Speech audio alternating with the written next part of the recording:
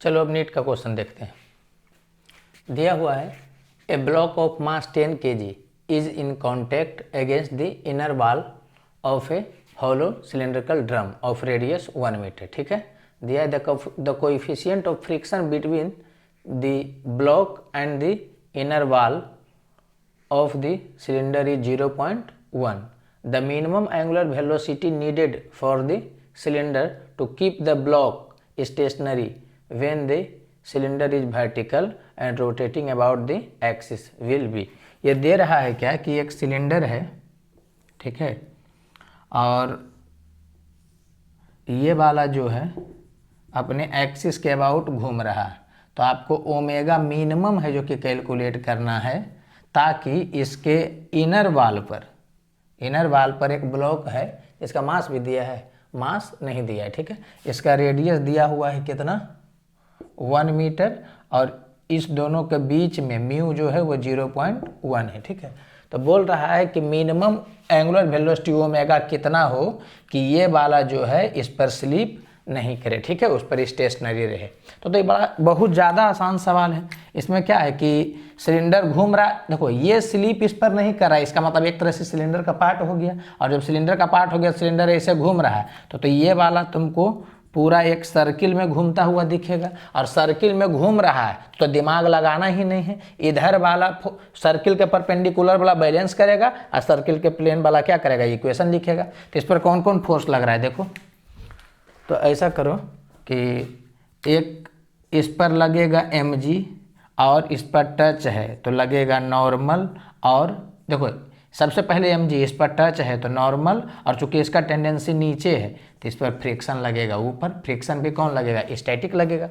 तो चूंकि ये सर्किल में चल रहा है तो कोई दिमाग नहीं लगाना है, सर्किल के परपेंडिकुलर वाला फोर्स बैलेंस करेगा और सर्किल के पैरेलल सर्किल के प्लेन में जो फोर्स है तो सेंटर के तरफ वाला इक्वेशन लिख देगा, यहाँ पर बात खत्म है। ठीक है, तो क्या हो जाएगा, तो n1 का वैल्यू जो होगा वो बराबर होगा m omega square into r, तो r का वैल्यू हो गया 1। ठीक है, और mg जो है वो बैलेंस करेगा किसको, स्टैटिक फ्रिक्शन को, तो स्टैटिक फ्रिक्शन किसके बराबर होगा, mg के बराबर।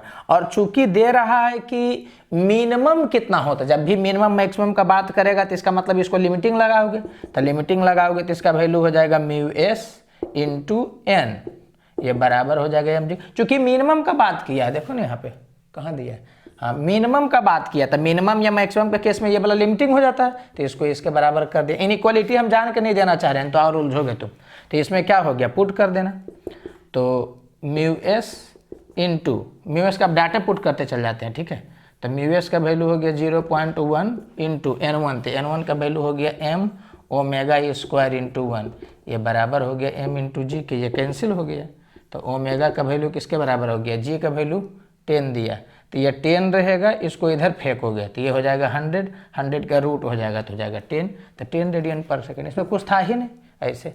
ठीक है, और अगर दूसरे वे से तुम बनाना चाहते हो तो दूसरे वे से बनाना चाह रहे हो तो ऐसे भी कर सकते हो कि चूंकि ये सर्किल में चल रहा है, माने यहाँ देखो दो केस पढ़ते हैं हम लोग, एक केस क्या पढ़ते हैं कि जिस पर चल रहा है वो रेस्ट में हो और व्हीकल उसके ऊपर चल रहा है, या ऐसा हो सकता है कि व्हीकल के साथ, मतलब व्हीकल के साथ जो है वो पाथ भी चल रहा है सर्किल में, तो उस केस में हम लोग क्या करते हैं कि फॉर्मूला लगाते हैं। तो हम लोग को पता है कि भी मीन का वैल्यू किसके बराबर होता है, अंडर रूट आर जी, तो आर का वैल्यू हो गया 1, जी का वैल्यू हो गया 10। ठीक है, तो भी मीन का वैल्यू होगा under root r g sine theta, तो साइन 90 डिग्री 1 होगा, minus mu s 0.1 cos theta, cos 90 degree 0 होगा।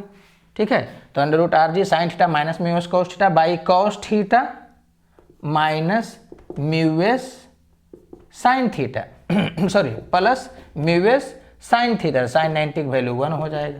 तो यहाँ से कितना आ गया देखो यहाँ तो ये वाला हो गया कितना 10 हो गया, और ये 0.1 हो गया, तो यहाँ से 100 हो गया तो 10 आ गया, तो ये आ गया भी मिनिमम।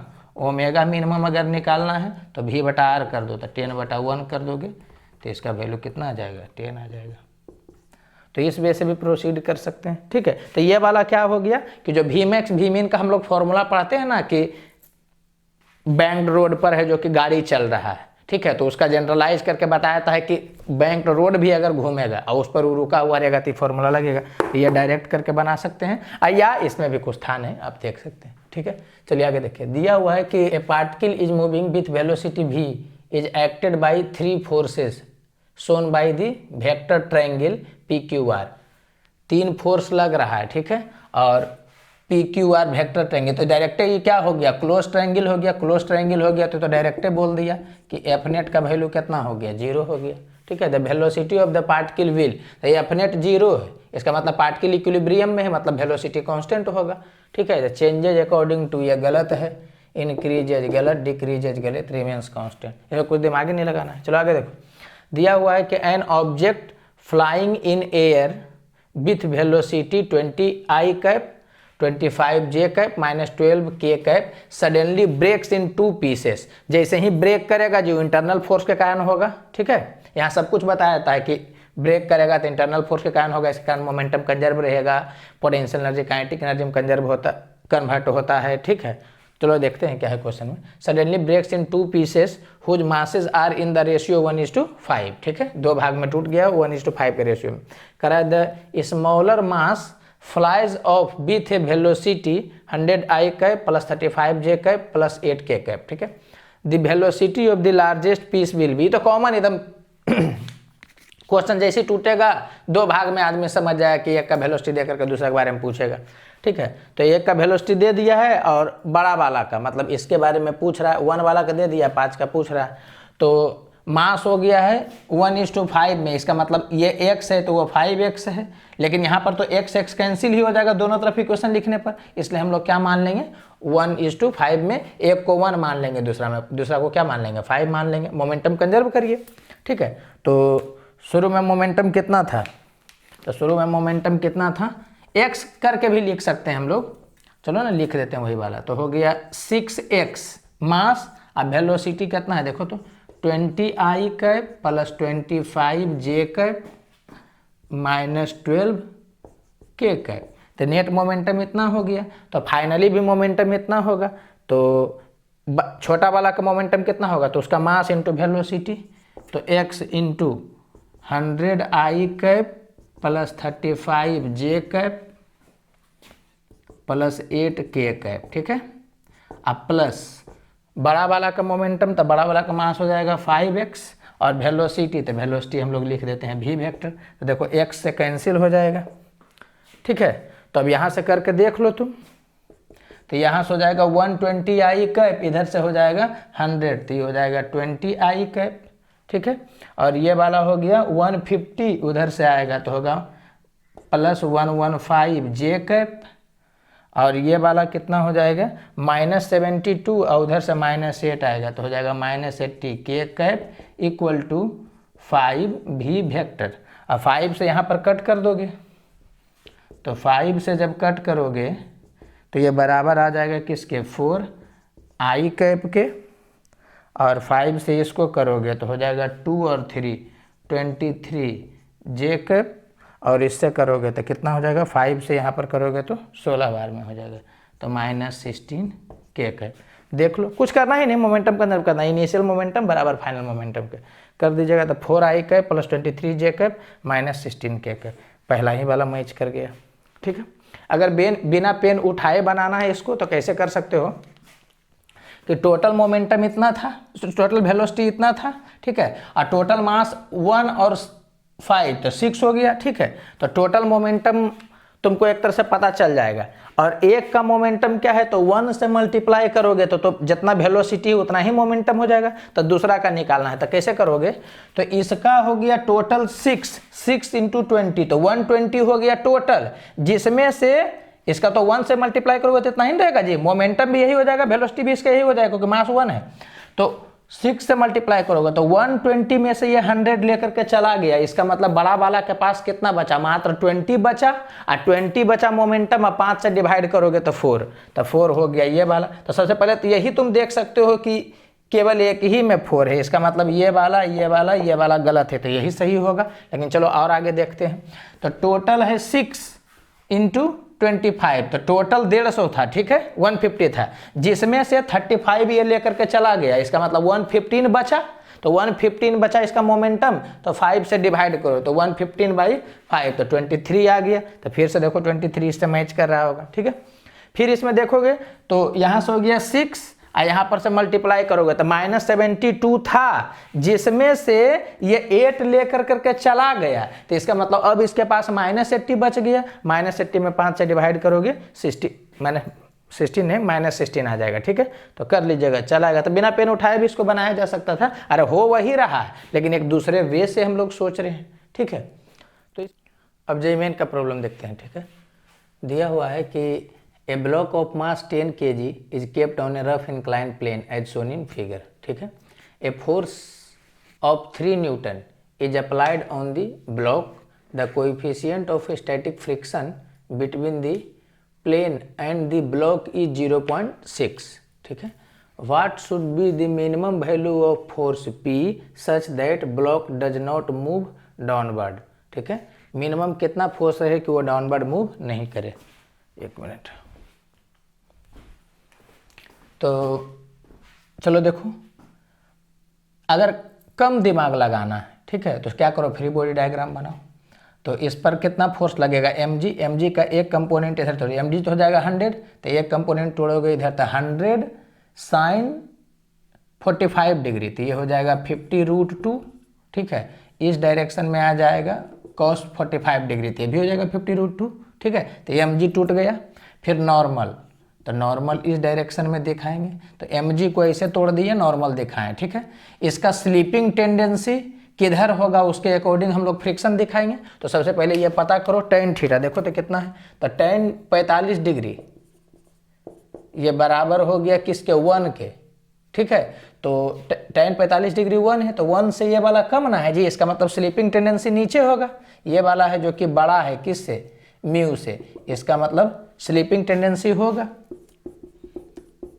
तो स्लीपिंग टेंडेंसी इधर होगा, तो ऑब्वियस सी बात है कि स्टैटिक फ्रिक्शन इस डायरेक्शन में लगेगा। यहाँ म्यूएस म्यू के नहीं दिया है, तो दोनों यही मानना है, तो इस डायरेक्शन में लगेगा स्टैटिक फ्रिक्शन, ठीक है। और चूंकि समझना, फिर से ये बोल रहा है मिनिमम वैल्यू का बात किया, तो मिनिमम मैक्सिमम जब भी प्रॉब्लम में रहता है तो लिमिटिंग का केस आ जाता है, तो ये बराबर हो जाएगा किसके, तो म्यूएस इंटू एन के, तो म्यूएस 0.6 और इंटू एन, तो ये तो समझ में आ रहा होगा कि ये ऐसे है, ये ऐसे है, तो ये दोनों बैलेंस कर रहा होगा, तो ये हो गया 50√2, ठीक है। तो कहने का सेंस क्या हो गया, यहाँ से देख लेना, 6×5 = 30, तो ये हो गया 30√2, तो इतना लग रहा है। अब क्या हो गया कि कराए कितना हो, मिनिमम कितना हो कि स्लिप नहीं करे, माने ये वाला इसको बैलेंस कर दे। इसमें क्या करोगे तुम कि इस डायरेक्शन में कितना हो गया, 50√2 + 3 इतना लग रहा है, उस डायरेक्शन में कितना हो जाएगा, 30√2 + p, तो इसमें क्या करोगे, इसको इधर करोगे तो हो जाएगा कितना, 20√2, ठीक है, + 3 = p।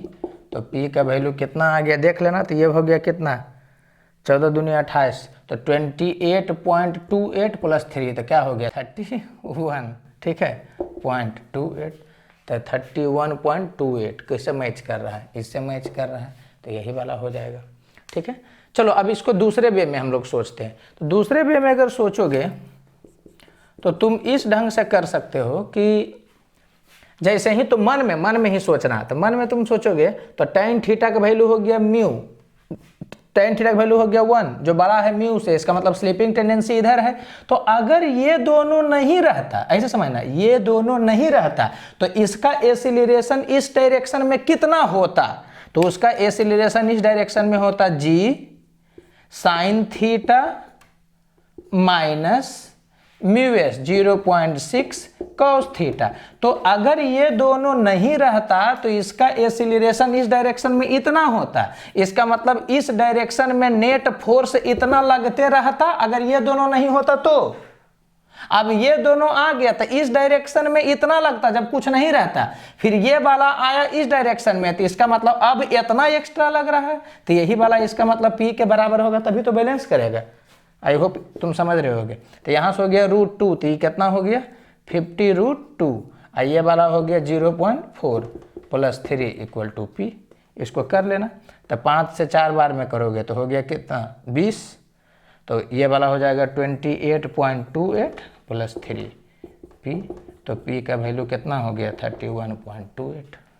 ठीक है, तो देख रहे होगे समझ में आया क्या किए। ये हुआ क्या कि नहीं हमको दिमाग नहीं लगाना, तब कोई बात नहीं, आराम से mg से इसे तोड़ दिए, नॉर्मल दिखाएं, ये दोनों लग रहा है, स्लीपिंग टेंडेंसी इधर है तो फ्रिक्शन इधर लगेगा। क्योंकि क्वेश्चन में मैक्सिमम मिनिमम वैल्यू किसी का पूछ रहा है तो लिमिटिंग लगेगा। फिर कुछ नहीं किया, ये बैलेंस कर दिए, इसको बैलेंस कर दिए, चल आया। ठीक है, थोड़ा सा स्मार्टली डील करना है तो तुम पहले ऐसे करो कि जो तुम याद किए हुए हो उस कंडीशन में बनाओ। तो तुम याद किस में किए थे इंक्लाइन प्लेन पर, जब कुछ नहीं रहता तो दोनों को पहले हटा के गायब कर दो।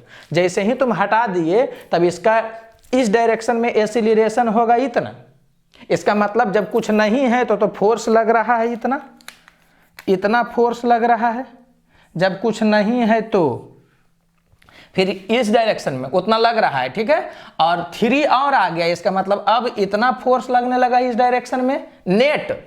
तो बैलेंस करना है तो वो P उधर लगेगा जो कि बैलेंस कर देगा। एक चीज समझ में आ रहा है कि जब ये फॉर्मूला तुम लिखते हो ना तो ये mg फ्रिक्शन का नेट वैल्यू दे देता है एक के बार में, और 3 इधर किए तब इधर वाला केवल P। अब फ्रिक्शन नहीं लगाना क्योंकि वो तो समेट लिया खुद ही में ये, तो इसको करोगे तो चल आएगा। ठीक है, तो ऐसे करोगे थोड़ा अच्छा फील होगा। ठीक है, और टाइम भी बचेगा। टाइम क्यों बचेगा देखो समझना, ये मत सोचना कि ये दोनों बराबर टाइम लिया है, नहीं। इसमें इसको तुमको डील करने के लिए तुमको फ्री बॉडी डायग्राम बनाने का जरूरत पड़ा है। तो फ्री बॉडी डायग्राम बनाओगे उसी में 1 मिनट चल जाएगा, उसके बाद डील करोगे तुम। और ऐसे देखोगे तो क्या लगेगा कि जितना बड़ा ये उतना बड़ा ये, नहीं, टाइम का अंतर है। इसमें फ्री बॉडी डायग्राम बनाओगे 1 मिनट तुम्हारा चला गया। ठीक है, उसके बाद तुम यहाँ पर से करोगे। और इसमें क्या है कि तुमको फ्री बॉडी डायग्राम बनाने की जरूरत नहीं है, ये दोनों हट गया, तुमको पहले से पता है कितना होता है, तुम देख करके सीधे लिख करके कर दोगे। तो इसमें फ्री बॉडी डायग्राम बनाने की जरूरत भी नहीं है। समझ में आ रहा है। तो ये मत सोचना कि टाइम का डिफरेंस नहीं है, टाइम का डिफरेंस है अगर स्मार्टली सोचे तो। चलो आगे देखते हैं। दिया हुआ है कि a ball is thrown vertically up taken positive z axis, मतलब इस डायरेक्शन में पॉजिटिव जेड एक्सिस लिया गया है। ठीक है, फ्रॉम द ग्राउंड से फेंका गया। The correct momentum height pH diagram is.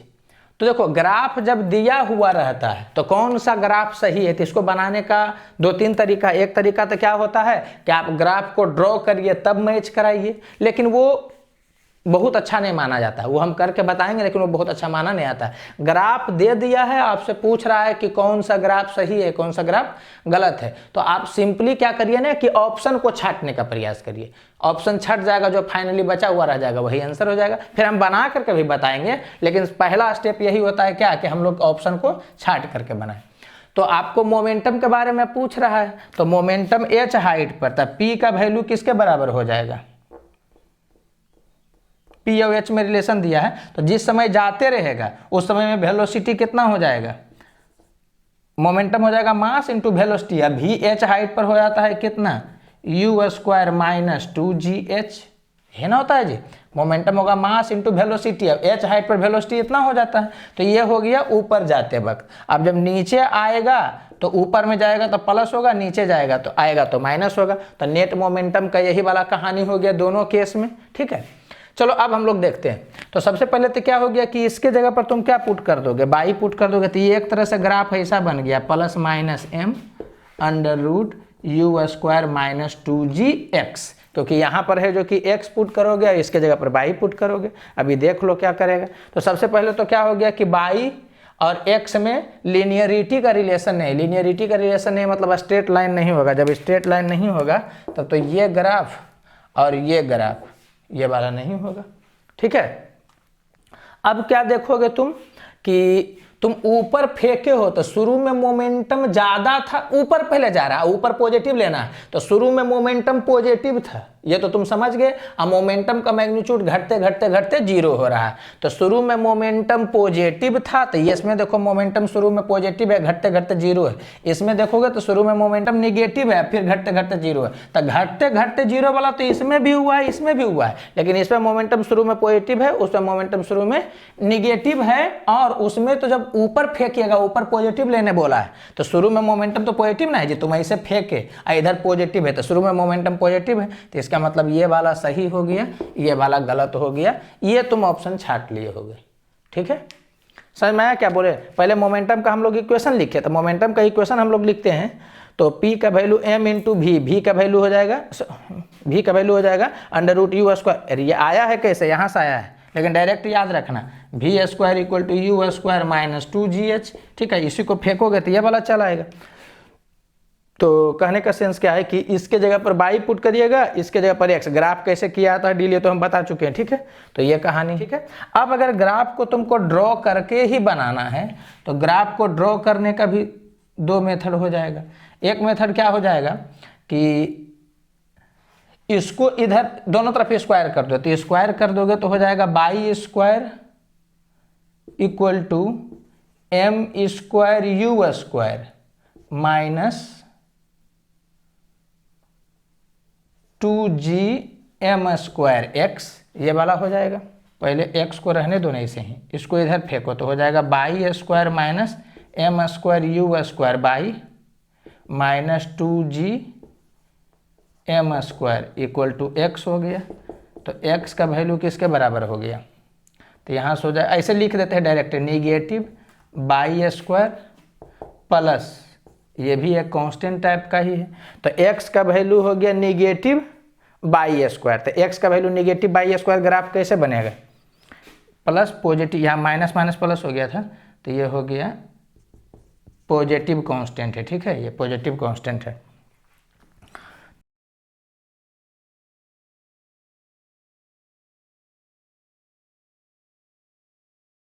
Square का ग्राफ बनेगा कुछ ऐसा ऐसा, और इसको क्या करिए कि पॉजिटिव में शिफ्ट करिए, तो पॉजिटिव में शिफ्ट करिएगा तो ग्राफ का शेप आएगा ऐसा।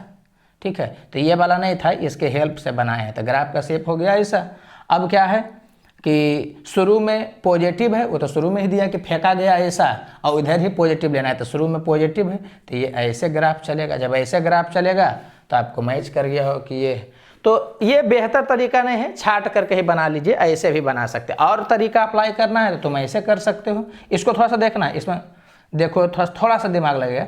इसमें क्या किया जाएगा ना कि अगर ग्राफ बनाना रहेगा तो पहले ऐसे करेगा आदमी, देखते हैं ना, पहले क्या करेगा कि ये बाई है, ये एक्स है। ठीक है, तो पहले ग्राफ बनाएगा किसका, तो y equal to root x का ग्राफ बनाएगा, तो y equal to root x का ग्राफ ऐसे बनेगा।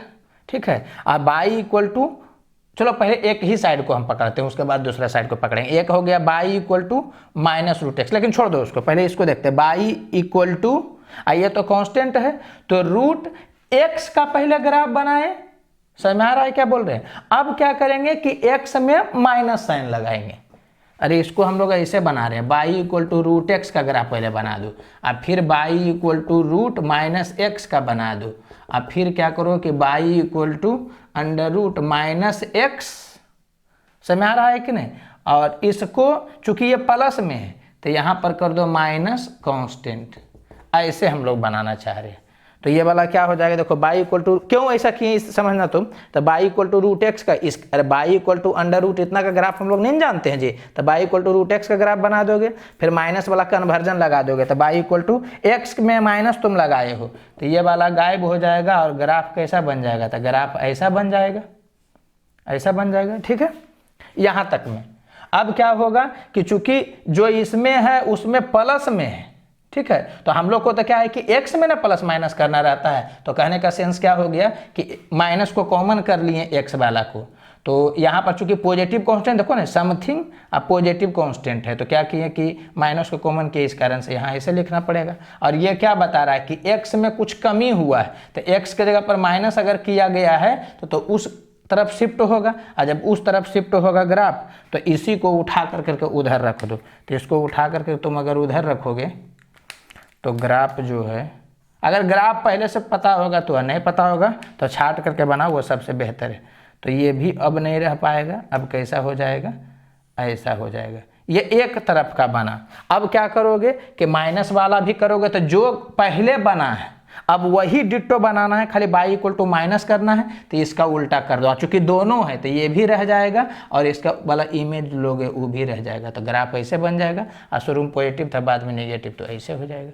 ठीक है, तो ये वाला हम बोल रहे हैं कि इसके हेल्प से बनाए थे, तो ऐसे कर देंगे। तो कहने का सेंस क्या है कि ग्राफ ये वाला आ गया। तुम किसी ढंग से 3 ढंग से बता दिए ना, एक ऑप्शन छाट कर करके, एक क्या होगा कि y equal to x equal to y square वाला से कर सकते हो। बाई स्क्वायर वाला ये भी क्या है कि हम इसको कैसे बनाएं, तो इसको बनाएं कि पहले x equal to y square का, फिर यहाँ से गया x equal to minus y square का, या direct x equal to minus y square कर सकते हो, और फिर ही गया x equal to minus y square plus constant, ऐसे करके। ठीक है, तो ग्राफ जिसको पता चल रहा होगा वो ऐसे सोच सकते हो। अदरवाइज सबसे अच्छा कोई भी किसी भी चैप्टर में, ठीक है, ग्राफ दे दिया कौन सही कौन गलत है, थोड़ा सा इक्वेशन लिखो, बाकी ऑप्शन को छाट करके डील कर लो, तो तीनों ढंग से देखोगे तो यही आ रहा है। ठीक है, तो इसमें हड़बड़ाना नहीं है, नहीं भी समझ में आएगा तो ऐसा कुछ बात नहीं है, इधर से कर लेना। ग्राफ मैंने पढ़ा दिए हैं, नहीं समझ में आएगा तो पूरा वीडियो देख लोगे ना, तो ये वाला दिमाग काम करने लगेगा तुम्हारा। चलो अब नेक्स्ट क्वेश्चन देखते हैं। दिया है कि a ball is thrown upward with an initial velocity v0, ठीक है, from the surface of the earth. ठीक है, the motion of the ball is affected by a drag force. Drag force का मतलब ये होता है कि v के उल्टा लगेगा, equal to m gamma v square, where m is mass of ball, v is instantaneous velocity and gamma is a constant. ठीक है, बोला time taken by the ball to rise to its zenith is. तो इसका मतलब क्या हो गया कि मतलब अपने राइजिंग के मैक्सिमम तक वो पहुंचेगा। तो जब मैक्सिमम पहुंचेगा तो वेलोसिटी क्या होगा, 0 होगा। मैंने एक तरह से घुमा फिरा के ये बोल क्या रहा है कि अगर आप क्या करिएगा, किसी बॉल को आप फेंकते हैं, ठीक है, कितना से, इनिशियल वेलोसिटी v0 से, तो पूछ रहा है कि और ये जब यहाँ पर रहेगा ना, जिस समय इसका वेलोसिटी v रहेगा, तो इस पर एक एक्स्ट्रा फोर्स लगेगा। एक तो mg लगेगा ही, साथ ही साथ एक एक्स्ट्रा ड्रैग फोर्स लगेगा जो कि बराबर होगा m गामा v स्क्वायर के। ठीक है, तो इस पर दो फोर्स लगने लगा। तो बोल रहा है कि जब v0 से फेंके हैं तो ये दोनों फोर्स जब लगेगा, उस सिचुएशन में इसको पहुंचने में कहाँ पर, मैक्सिमम हाइट पर कितना टाइम लगेगा। ठीक है, तो इसमें तो एज यूजुअल है जो कि देखा हुआ ही है आपका टाइप, क्या कि किसी को फेंका गया है, फोर्स लग रहा है, एक्स्ट्रा फोर्स लग रहा है। अगर ये नहीं लगता था तो फॉर्मूला से बन जाता, लेकिन चूंकि एक्स्ट्रा लग रहा है तो हम लोग इक्वेशन लिखेंगे। तो इसका जा रहा है ऊपर, खींचने वाला है ये दोनों नीचे, इसका मतलब डी एसिलरेट कर रहा है। तो डी एसिलरेट कर रहा है तो माइनस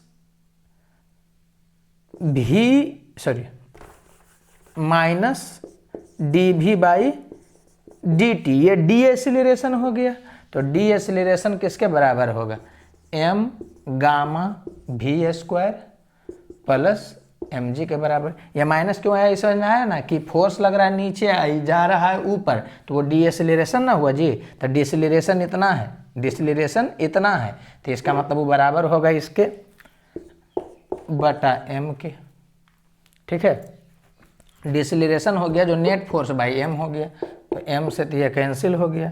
तो कहने का अर्थ हो गया कि minus d v by d t ये बराबर हो जाएगा gamma v square plus g के। ठीक है, अब आपको क्या करना है, टाइम निकालना है, कुछ दिमाग तो लगाना ही नहीं है इसमें।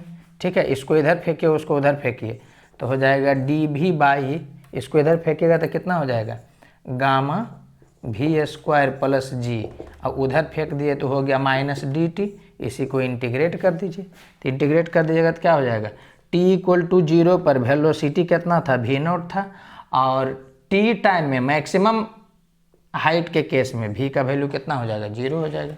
इसी को डील कर लीजिए।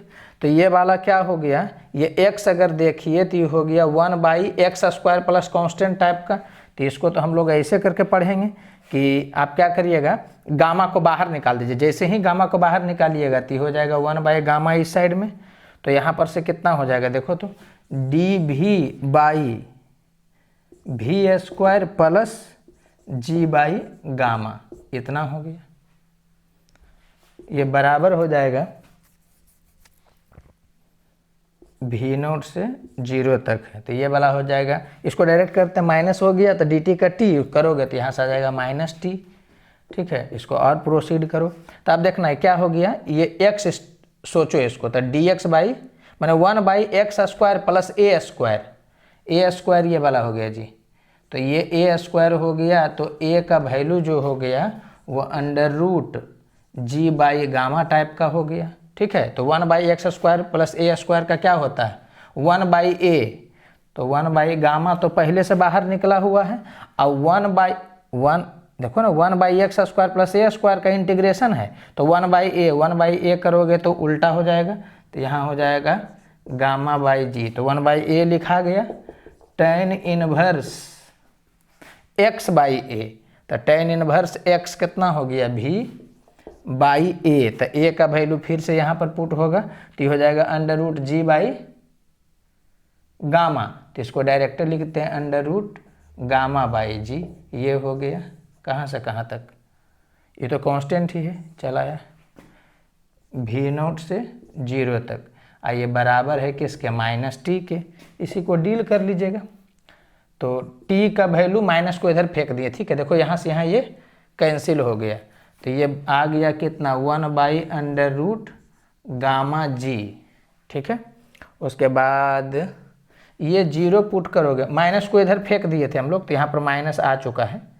ठीक है, चलो लिख देते हैं माइनस, और इसको पुट करोगे तो भी के जगह पर 0 पुट करोगे तो 0 हो गया, और भी नोट इसके जगह पर पुट करोगे माइनस लगा करके, तो यहाँ से हो जाएगा माइनस tan इनवर्स भी नोट जो भी है √गामा/g। इस ढंग का कहानी चलेगा, तो ये माइनस इससे कैंसिल हो जाएगा, तो कितना आ गया tan इनवर्स, अरे यार ये हो गया tan इनवर्स भी नोट √गामा/g, tan इनवर्स, तो ये तो ln वाला हो गया कैंसिल हो गया, ये sin इनवर्स वाला हो गया कैंसिल हो गया, tan इनवर्स √गामा/g भी नोट 1/√गामा/g, ये हो गया, और ये वाला 2 वाला, तो ये भी नहीं होगा, ये वाला हो जाएगा। ठीक है, इसमें कुछ दिमाग नहीं लगाना, ऊपर जा रहा है नीचे फोर्स लग रहा है, चूंकि टाइम के लिए बात कर रहा है तो डिसिलेरेशन होगा जो कि -dv/dt, ये बराबर होगा नेट फोर्स बाई मास के। इसी से हम लोग क्या किए, प्रोसीड कर गए, ये वाला 1/x² प्लस ए स्क्वायर टाइप का था, इंटीग्रेशन कर दिए।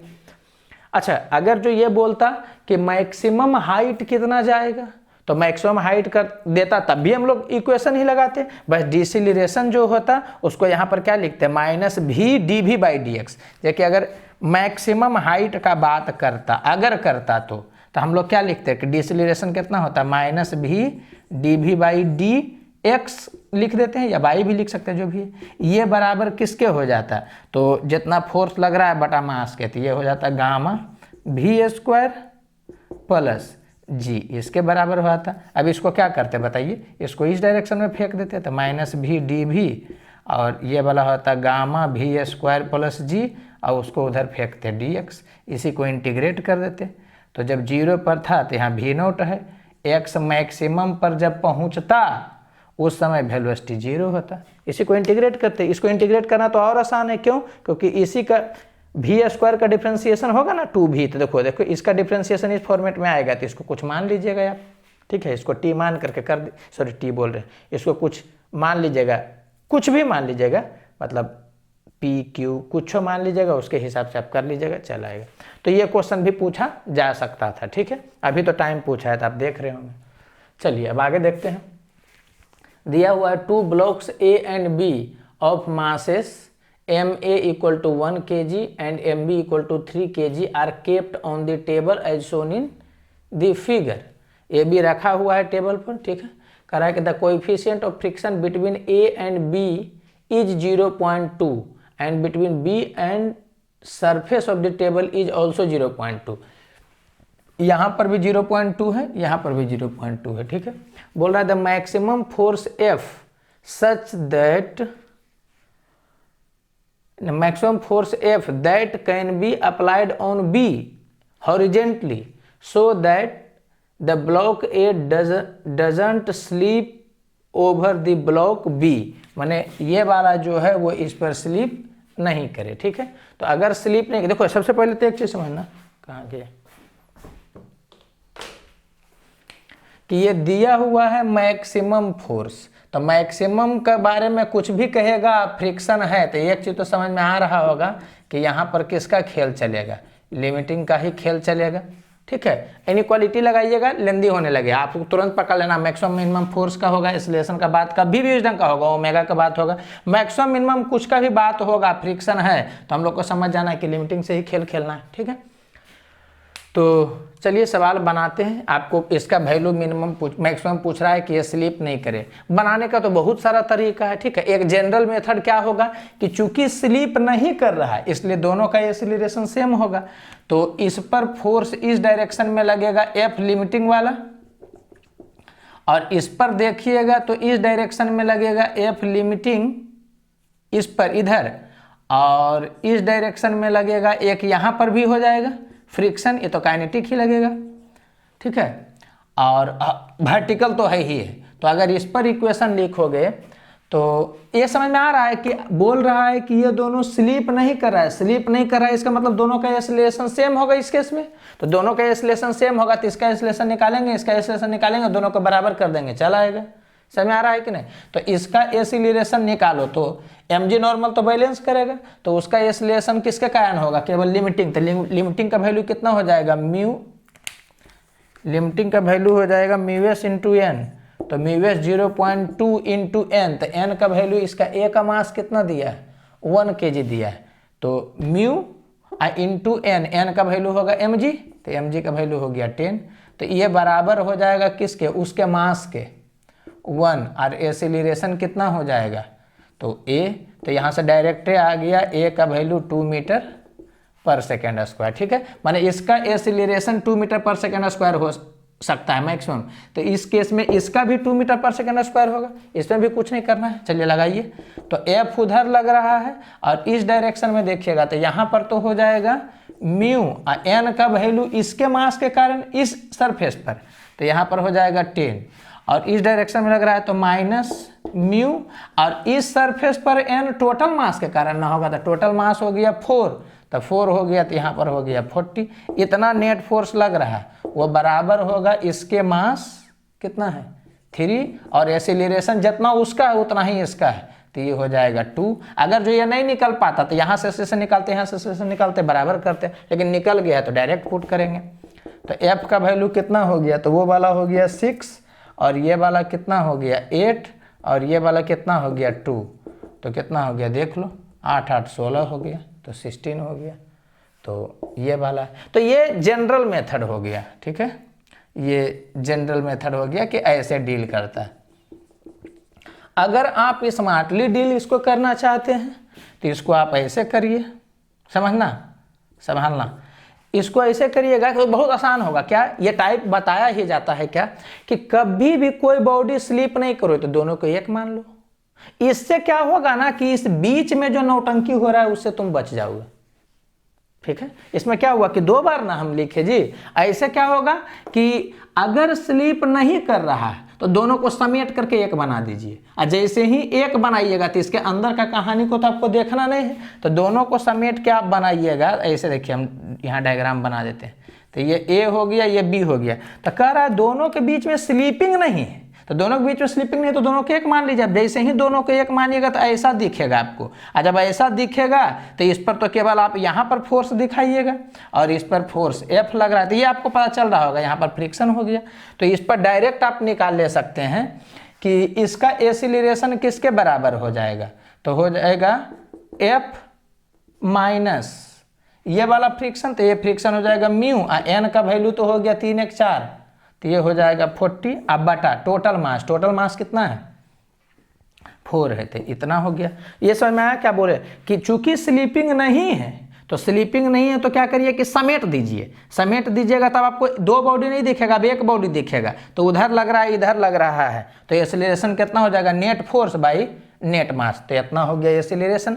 अब यहाँ से भी बढ़ने का 2 रास्ता है, दो रास्ता क्या है बढ़ने का, कि चूंकि आपको इसका एसिलेरेशन पता हो गया है तो इसका मतलब उतना ही एसिलेरेशन इसका भी होगा, इसका मतलब इस पर फोर्स किसके बराबर लग रहा होगा, तो उसका मास इंटू उसका ए, तो उसका मास है 1 और एसिलेरेशन तो इतना ही हो जाएगा, कितना, F माइनस 0 इसको डायरेक्ट कर दे रहे हैं 8/4।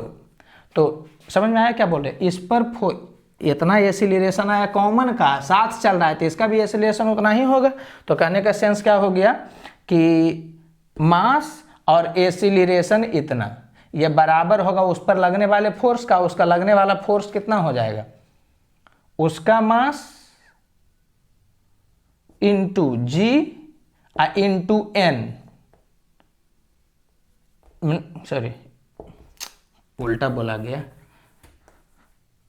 म्यू इंटू एन, तो एम जी हो जाएगा 1 इंटू 10।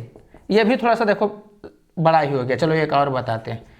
तो ये इधर जाएगा तो कितना हो जाएगा, देखो तो ये इधर जाएगा तो हो जाएगा 8 और +8 ऐसे हो गया, तो ये कितना हो गया 16। तुम ऐसा कर लेना देखो कि चूंकि स्लाइडिंग नहीं हो रहा है, कॉमन मेथड यही होता है जी, हालांकि बनाने का बुक वगैरह में ऐसे होता है, लेकिन जनरली बनाया ऐसे जाता है क्या कि स्लीपिंग नहीं हो रहा है, समेट लो, एसिलेरेशन निकाल लो, समझ में आ रहा है कि नहीं। अच्छा एक चीज समझना, जब एसिलेरेशन निकल गया तो अब प्रॉब्लम एक तरह से ऐसा आ गया कि कितना एसिलेरेशन हो कि स्लाइड नहीं करे, एक सरफेस है ये कितना से एसिलेरेट करे कि इस पर रखने वाला बॉडी स्लाइड नहीं करे, तो डायरेक्ट एसिलेरेशन होता है जो कि कितना होता है, म्यू इंटू जी के बराबर होता है। तो इसको तुम ऐसे कर सकते हो कि जो एसिलेरेशन निकला है सिस्टम का कितना, ये बराबर होगा किसके, म्यू इंटू जी के, तो म्यू दिया हुआ 0.2 यहाँ वाला इंटू जी का वैल्यू 10, तो एफ का वैल्यू करोगे तो फिर से इसे करोगे तो 16 आ जाएगा।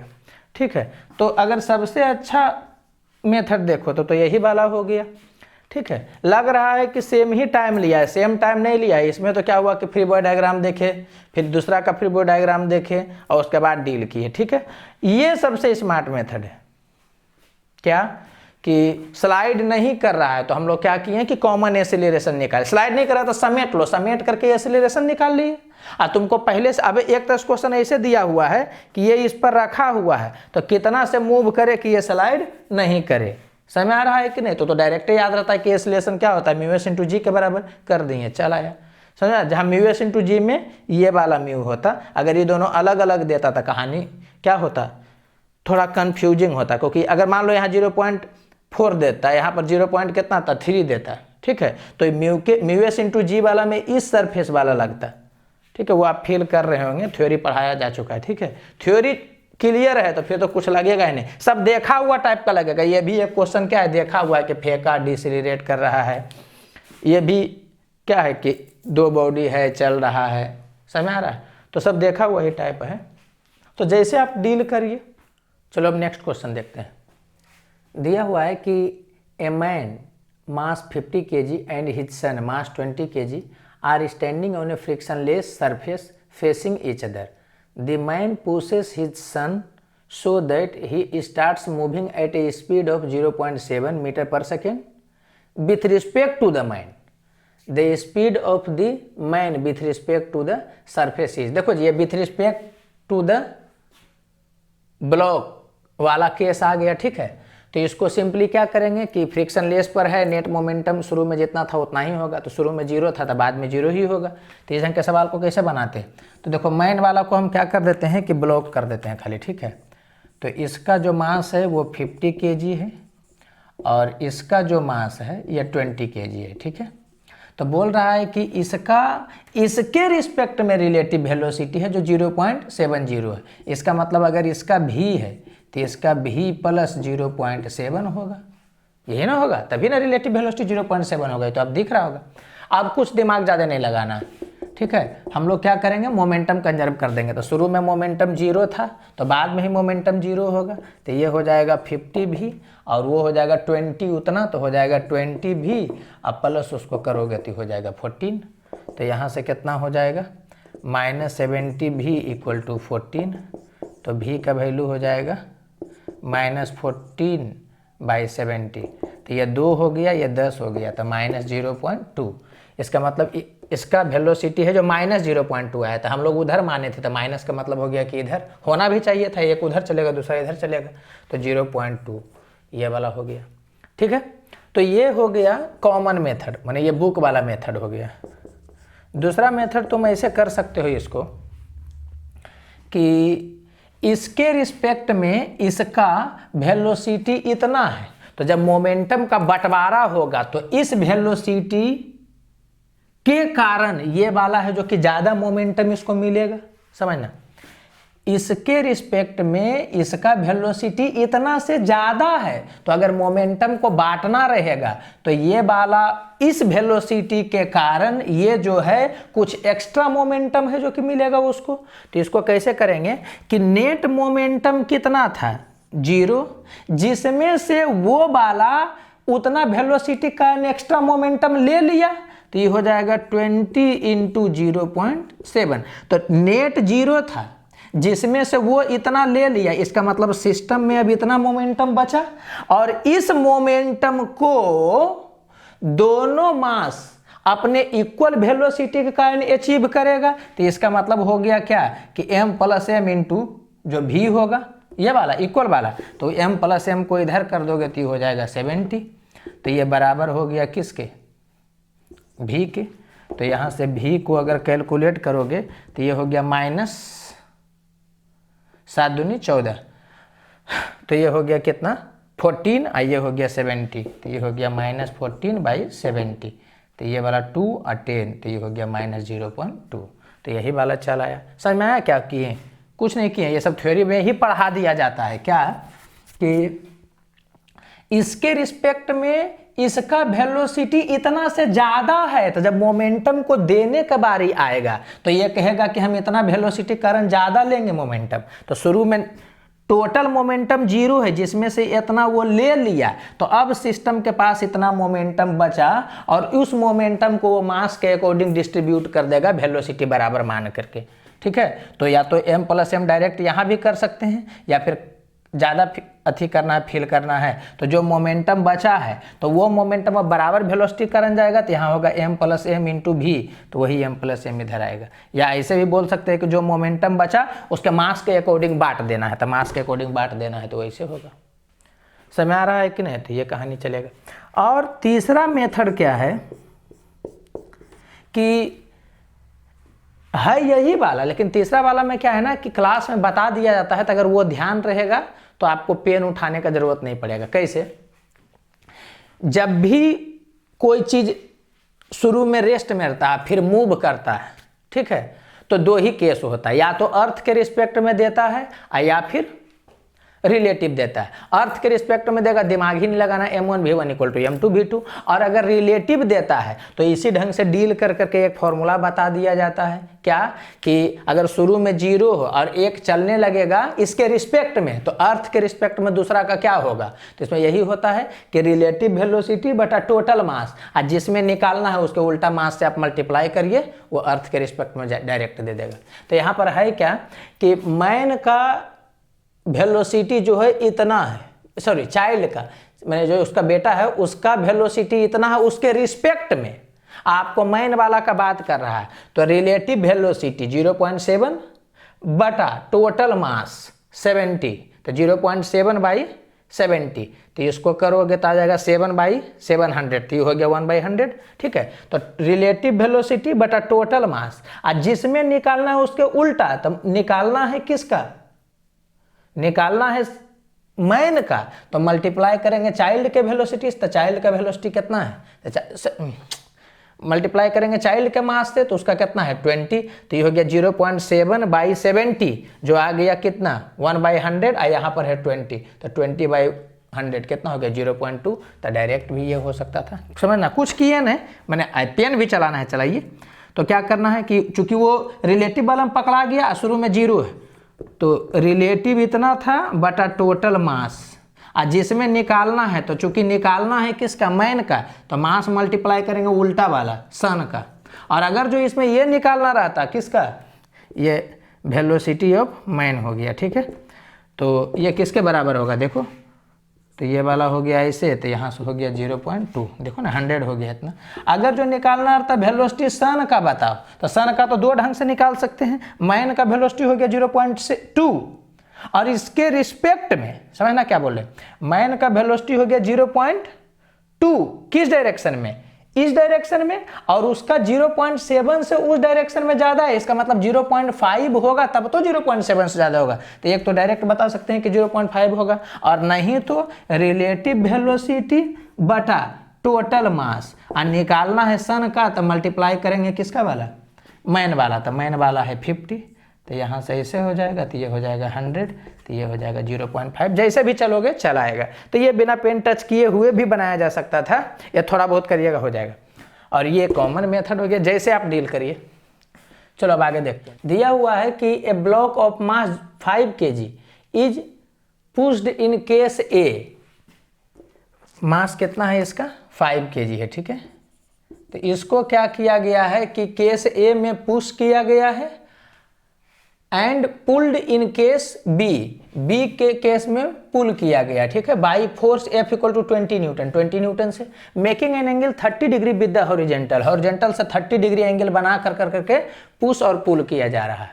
करा the coefficient of friction between the block and floor mu equal to 0.2, block और फ्लोर के बीच में कोएफिशिएंट ऑफ फ्रिक्शन कितना दिया है 0.2 दिया हुआ। The difference between the accelerations of the block in case B and case A will be, माने इस दोनों के बीच में एक्सीलरेशन का गैप पूछ रहा है, ठीक है। तो सबसे पहले तो थ्योरी ही एक पढ़ाया जाता है, जिसमें पढ़ाया जाता है कि पुश करो और पुल करो, तो इस दोनों के में जो भी गैप होता है वो किसके कारण होता है, तो नॉर्मल के डिफरेंस के कारण होता है। ये थ्योरी में ही पढ़ाया जाता है कि पुश करते हैं और पुल करते हैं, तो इस कहानी में जो भी उस दोनों के बीच में गैपिंग करता है वो कौन करता है, नॉर्मल करता है, क्योंकि चलाने वाला भी फोर्स उतना ही रहता है, ठीक है। केवल नॉर्मल है जो कि एक में ऐसे होता है तो बढ़ जाता है, ऐसे होता है तो घट जाता है, ये पढ़ा हुआ रहता है हम लोगों का। तो उधर से तो अगर सोचोगे तो बिना पेन टच किए हुए भी इसको बनाया जा सकता है, क्योंकि पहले पढ़े हुए तो उसका इमेज लेकर बनाओगे तो बिना पेन टच किए हुए भी बनाया जा सकता है। लेकिन पहले हम लोग जनरल फॉर्मेट से बना लेते हैं, ठीक है। तो जनरल फॉर्मेट में तो कुछ दिमाग लगाना ही नहीं, इसका फ्री बॉडी डायग्राम बनाओ, इसका भी फ्री बॉडी डायग्राम बनाओ। तो इसका जब फ्री बॉडी डायग्राम तुम बनाओगे तो इस पर सबसे पहले किसको दिखाओगे, mg, तो mg इतना हो जाएगा, यहाँ पर टच में है नॉर्मल, तो नॉर्मल इतना, सबसे पहले mg यहाँ टच में है तो नॉर्मल, और फ्रिक्शन तो ये इधर खिंचा रहा है तो फ्रिक्शन इस डायरेक्शन में लगेगा, तो फ्रिक्शन हो जाएगा 0.2 इंटू n1, और इसको तुम करोगे तो ये टूटेगा इस डायरेक्शन में, तो हो जाएगा 20 cos 30 डिग्री, cos 30 डिग्री √3/2, ये कैंसिल होगा तो हो जाएगा 10√3, और ये हो जाएगा 20 sin 30 डिग्री, sin 30 डिग्री 1/2, तो ये वाला हो जाएगा 10। तो इसका फ्री बॉडी डायग्राम ये बन गया। अगर इसका फ्री बॉडी डायग्राम तुम बनाओ तो सबसे पहले इसमें भी दिखाओगे mg, इसमें टच में है तो लगा दो नॉर्मल, ठीक है। फिर यहाँ टेंडेंसी इधर है तो फ्रिक्शन इस डायरेक्शन में होगा तो हो जाएगा 0.2 इंटू n2, और इसको अब तोड़ोगे तो एक इस डायरेक्शन में होगा 20 cos 30 √3/2 10, तो ये हो जाएगा 10√3 हो जाएगा, और 20 sin 30 डिग्री, तो यहाँ पर हो जाएगा 10, ठीक है। तो फिर जनरल केस ऐसे ही बनेगा, ये मेथड 1 है, ठीक है। तो कहने का सेंस क्या है कि अब इसके बारे में सोचिए, आपको एक्सीलरेशन के बीच में गैप पूछ रहा है तो इसमें एक्सीलरेशन निकाल लीजिए, उसमें एक्सीलरेशन निकाल लीजिए, जो एक्सीलरेशन आएगा उसको घटा दीजिएगा, दोनों के बीच में एक्सीलरेशन का गैप निकल जाएगा। तो ये तो समझ में आ रहा होगा कि ये दोनों बैलेंस करेगा, तो n का वैल्यू हो गया 60, तो अगर इसका एक्सीलरेशन आप निकालिए तो 10√3 माइनस दिस, तो यहाँ पर n1 के जगह पर 60 पुट करिए, तो ये 60 पुट करिएगा तो हो जाएगा 12/5, तो इसका वैल्यू इसका a1 कर देते हैं, ठीक है। तो इसका कितना हो गया देखो तो 1.732 मैंने 17.32, ये वाला 12 घट जाएगा तो हो जाएगा 5.32/5, ठीक है। चलो इसका तुम देखोगे a2, तो देखो 50 है इधर, इसको इधर कर दो तो 50 और 10 में से 40 इधर हो गया, 50 10 को देखो 40 इधर, तो n2 का वैल्यू हो गया 40, ये दोनों सब कैंसिल होगा तो n2 का वैल्यू हो गया 40, तो ये 40 करोगे तो हो जाएगा कितना 8, तो ये कितना हो जाएगा 10√3 माइनस 8/5, तो ये किसके बराबर हो जाएगा देख लो, तो ये हो जाएगा 17.32 माइनस 8, कितना हो गया 9.32/5। ठीक है, अब दोनों के बीच में एक्सेलरेशन में गैप पूछ रहा है, तो डेल्टा ए कितना हो जाएगा, दिस माइनस दिस, तो 1/5 कॉमन हो जाएगा, उसमें से इसको घटाएगा तो 4 होगा, तो 0.8। तो दोनों के बीच में एक्सेलरेशन का गैप कितना हो जाएगा, 0.8, तो ये वाला हो जाएगा। ठीक है, और अगर जो तुम पहले जो थ्योरी पढ़े हुए हो, तो पहले थ्योरी पढ़े हुए तुमको ये पता रहता होगा कि पुशिंग और पुलिंग के केस में जितना भी खेल खेलता है डिफरेंस का, वो कौन खेलता है, नॉर्मल। तो हम लोग क्या करेंगे कि उस व्यू से सोचेंगे। तो यहाँ भी देख लोगे तो इसका चलाने वाला और इसका चलाने वाला बराबर है, तो इस दोनों केस में जो चला रहा है वो बराबर है, तो डिफरेंस किसके कारण होगा, तो जो अपोज कर रहा है उसके कारण। ठीक है, तो यहाँ पर ये है जो कि 20 sin 30 डिग्री, 20 sin 30 डिग्री बोले तो 10, तो यहाँ पर 10 से नॉर्मल को बढ़ा रहा है और यहाँ पर 10 से नॉर्मल को घटा रहा है, तो दोनों के बीच में जो गैप है वो नॉर्मल का कितना है, 20 का। समझ में आया क्या बोल रहे हैं। चलाने वाला फोर्स सेम है, इसका कंपोनेंट उसका कंपोनेंट। अब यहां पर जो ये कंपोनेंट जा रहा है ना, ये वाला, ये क्या कर रहा है कि 10 से बढ़ा रहा है नॉर्मल को, ये क्या कर रहा है कि 10 से घटा रहा है नॉर्मल को। तो इस दोनों के बीच में नॉर्मल का गैप कितना है, 20 का। तो फ्रिक्शन का गैप कितना हो जाएगा, तो म्यू इंटू एन, तो म्यू है 0.2 और एन का वैल्यू, एन का गैप जो हो गया वो 20 हो गया। तब फोर्स का गैप, फ्रिक्शन का गैप कितना हो गया, तो 0.2 इंटू 20, इसका मतलब 4। तो इस दोनों केस में अगर देखा जाए तो चलाने वाला सेम है, लेकिन रोकने वाला, फ्रिक्शन वाला जो है वो 4 का गैप है। इसका मतलब नेट फोर्स भी जो होगा जिसमें 4 का गैप होगा, और नेट फोर्स में जब 4 का गैप है तो नेट एक्सीलरेशन में कितना का गैप होगा, तो मास सेम ना है जी दोनों का, तो एक्सीलरेशन में कितना का गैप होगा, तो 4/5, 0.8। इसका मतलब क्या हो गया कि 0.8 हो गया। तो थ्योरी पढ़े हुए रहता है ना, तो इमेज बनता है, यही होता है टाइप, कि आप देखे हो रहेगा तो आपका इमेज बनेगा कि अच्छा नॉर्मल के कारण गैपिंग होता है, चलाने वाला सेम है। समझ में आ रहा है क्या बोल रहे हैं। तो उस ढंग से हम लोग खेलते हैं। तो आई होप आप समझ गए होंगे। तो ये वाला भी हो गया जो कि बिना पेन बना सकते थे, ये वाला भी क्लास में बता दिया जाता है कि कैसे प्रोसीड करना है, तो बिना पेन के आप बना सकते थे। ठीक है, तो आप ये देख सकते हैं ना कि जो बताया जाता है थ्योरी में, अगर उसको ध्यान रखिए और उसी वे में जैसे बताया जाता है, ठीक है, उस वे से अगर ध्यान रखिएगा तो जनरल मेथड से तो बनेगा ही, बाकी लगभग क्वेश्चन बिना पेन टच किए हुए भी बन सकता है। ठीक है, चलो बाईटी एडवांस का प्रॉब्लम देखते हैं। दिया हुआ है कि a block of mass 2m is attached to a massless spring with spring constant k। 2m वाला अटैच्ड है, इसका स्प्रिंग कांस्टेंट कितना है, k है। ठीक है, करा this block is connected to 2 other blocks of masses m and 2m using 2 massless pulleys and strings. ठीक है, ये वाला जो है वो 2 मास से कनेक्टेड है, पुल्ली और स्ट्रिंग से। ठीक है, बोल रहा है the accelerations of blocks are A1 A2 and A3 as shown in the figure. A1 A2 A3 है, तो इसका A1 है, इसका A2 है, इसका A3 है। अच्छा देखना, इसका अगर A1 है तो हर हालत में इसका भी जो एक्सीलरेशन होगा वो A1 ही होगा। इसका एक्सीलरेशन अगर A1 है तो हर हालत में इसका एक्सीलरेशन A1 ही होगा। और ये तीनों का एक्सीलरेशन देख करके तुम्हारे दिमाग में कुछ ना कुछ चल गया होगा, क्योंकि वो थ्योरी के वक्त ही पढ़ाया जाता है कि कोई पुल्ली मूवेबल हो जिसका एक्सीलरेशन कुछ हो और उसके ऊपर में 2 मास चल रहा हो जिसका एक्सीलरेशन कुछ हो, तो इसको देख करके दिमाग क्लिक कर जाता है। चलो उसको आगे डिस्कस करते हैं। ठीक है, कराए the system is released from rest with the spring in its unstretched state. System को रिलीज किया गया है, स्प्रिंग शुरू में अनस्ट्रेच्ड स्टेट में है। ठीक है, ना मतलब ना तो इलोंगेशन है ना ही कंप्रेशन है। The maximum extension of spring is x0। जब इसको छोड़ा जाएगा तो उधर जाएगा, तो बोल रहा है मैक्सिमम इलोंगेशन x0 है। Which of the following option और ऑप्शंस इज और आर करेक्ट। ठीक है, जी एक्सीलरेशन ड्यू टू ग्रेविटी दिया हुआ है, फ्रिक्शन को नेग्लेक्ट करना। तो आपसे पूछ रहा है कि इसमें से कौन सा ऑप्शन सही होगा। ठीक है, तो बोल रहा है at an extension of x0/4 of the spring. जब ये स्प्रिंग का एक्सटेंशन x0/4 होगा, the magnitude of acceleration of the block. तो इस ब्लॉक का क्या बोलना है, एक्सीलरेशन बताना है, चेक करना है। ये बता रहा है x0 तो मैक्सिमम इलोंगेशन था, तो इसके मैक्सिमम इलोंगेशन के बारे में पता करना है। फिर कह रहा है when spring achieves an extension of x0/2 for the first time the speed of block connected to the spring is this.